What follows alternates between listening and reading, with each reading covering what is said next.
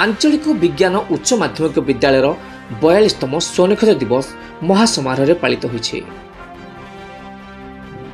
शिक्षक शिक्षयित्री माने प्रेरणादायक हुंतु मुख्य वक्ता ताक भाषण छळे कहिसंती।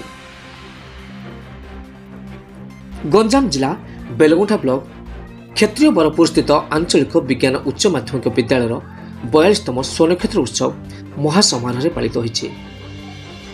अनुष्ठान अध्यक्ष विष्णु प्रसाद पट्टनायक अध्यक्षतार अनुष्ठित उत्सव में मुख्य अतिथि भंजनगर आंचलिक परिवहन अधिकारी शुभेन्दु रंजन राय योगदान दे छात्र समाज गुणात्मक शिक्षा प्रति मनोनिवेश करने को परामर्श देते। मुख्य वक्ता रूपे अनुष्ठान प्रथम अध्यक्ष अशोक कुमार त्रिपाठी जोगदे स्वर्गत अध्यक्ष अमूल्य दास एवं स्वर्गत अध्यापक प्रदीप कुमार त्रिपाठी कथा मन पकाई भाव विहलित हो पड़ते।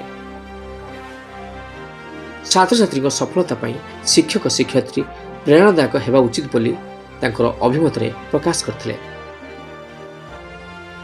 गंजाम जिला बेलगुंठारू Navkishore महारांग report star Odisha.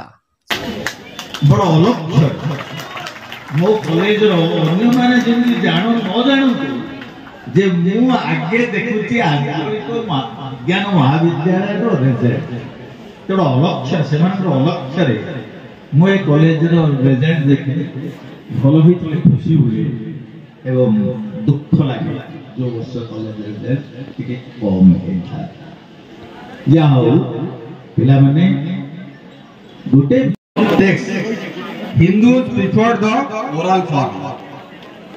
The Ramayana was first presented orally by the poet says Valmiki to Lava and Kusa, who then recounted the tale to Rama himself on the banks of the river Gomati in the Ganga basin.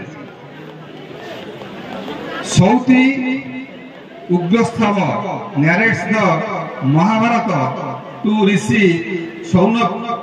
He had heard it from his father.